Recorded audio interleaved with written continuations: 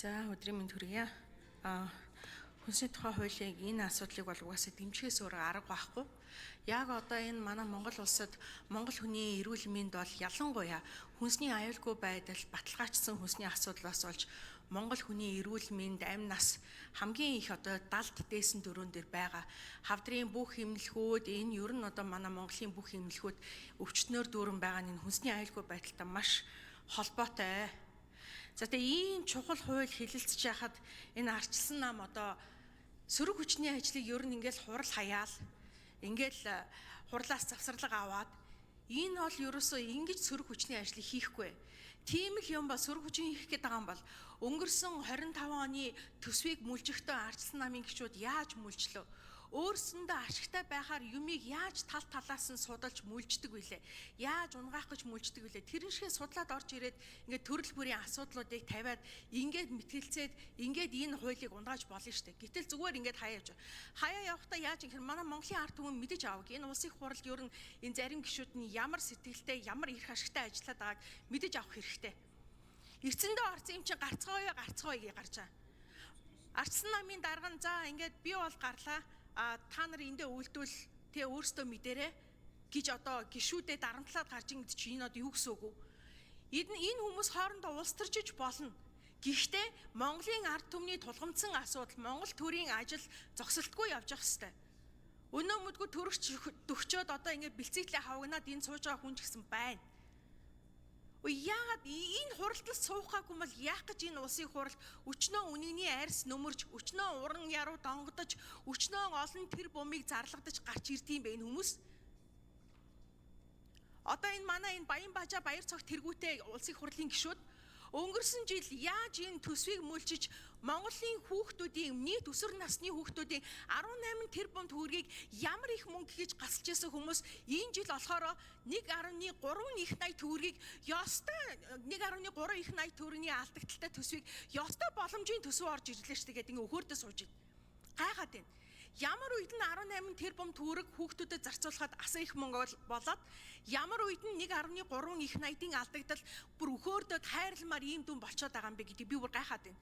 Тэгэхээр Монголын ард түмэн мэдэж авах энэ дотор энэ улс орны төлөө, нийгмийн төлөө, үнэхэрийн иргэдийн төлөө гэсэн сэтгэлтэй маш цөөхөн хүмүүс байна. Тэр хүмүүс энд үнэхээр хүчин мөхөсдөж байна. Өнөөдөр одоо сая тэр номтой хоёр гишүүн яаж байгаа юм? Та энэ хүнсний тухай хуульд үлдээ саналаа өгчөөч гэсэн чи би надад ямар хамаатай ингэ гарч их жишээний. Ингиж болдгийм үү ер нь? Энэ өчнөө олон парламентд суусан одон туяа гишүүн яаж ин сая эцэндээ орсон юм чи гацгаа юу? Ийм улсын хурал гэж юу байх вэ? Ийм улсын хурлын гишүүд гэж юу байх вэ? Энэ монголчууд, Монголын иргэд олон нийт, Монголын ард түмэн энэ улсын хурал томдоод гаргацсан байгаа энэ хэдэн хулгайч нараа ажиллаа хийхийг шаардах хэрэгтэй. Яагаараа ингэж гуйлгаад, гушуулаад чи бүхний дээрээ хилэлцэх ёстой асуудал цаг нартай. Өнөөдрийн энэ хоёр асуудлыг хилэлчээд маргаашийн дараагийн асуудлууд орж ирээд хилцэх ёстой үстэй. Өнөөдөр гудамжинд ахмадууд сууж байна. Багш нар боловсролын жилд ажил хаял зарлж байна. Гэтэл ийм олон тулгамдсан асуудлууд байж хахад байнгын 7 хоногт 2 удаа энэ чуулган чи хуралдаж байгаа шүү дээ. Тэгэхэд одоо ингээл байнгын чуулганаас завсарлага авна.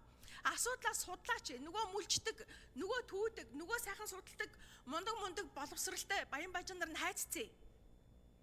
Үнэхээр гайхамшигтай. Монгол төрийн ажлыг бүр ингэж яваад бүр сурцсан юм байна, гаршицсан юм байна, амжчихсан юм байна.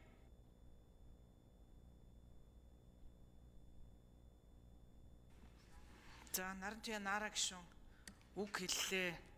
За энэ хууль бол бас чухал хуулаа. Өнөөдөр Монгол улсын иргэдийн хувьд хүнсний аюулгүй байдал, за дээрэс нэмээд хөдөө аж ахуйн хөгжлийн бодлого, төсөв санхүүгээр бид нар дэмжихээс гадна суур бодлого нь цаанаасаа хууль эрх зүйн орчин бас зөв байх ёстой гэдгийг Монголын ард түмэн бүгдээрээ мэдж байгаа. Энэ хуулийг хэр өргөн хүрээтэй хилцүүлэх вэ гэдэг нь уг нь бол ялангуяа энэ хуулийг дараа нь амжилттай хэрэгжүүлэхэд нэн чухал байсан. Энэ бол улс төржих асуудал биш, ард түмний хувьд нэн чухал асуудал дээр аль нэг нам ивсэл уг нь бүгдээрээ л нийлээл хамтдаа өргөн хүрээгээр хилцүүлсэн бол үрдэн илүү сайтай байх байсан. Харамсалтай нь одоо тэгж чадсангүй олон хүмүүс асуулт асууж үг хэлэхэр байсан. Эрдсэндээ орчоод чуулганы хуралдаандаа бол орж ирсэнгүй. За хуулийн төслүүдийн талаар байнгын орноос одоо улсын хурлын гишүүд асуулт асууж хариулт авч дуслаа. Хуулийн төслүүдийн талаар байнгын орооноос гарсан санал дүгнэлтийг дэмжсэн эсрэг байр суурьтай намын бүлгийг төлөөж болон бүлэгт хариалагддаг гишүүдээс урьдчилсан эрүүлсэн нэршийн дагуу гишүүд дэмжсэн дэмжээгүй байр сууриа илэрхийлж үг хэлнэ.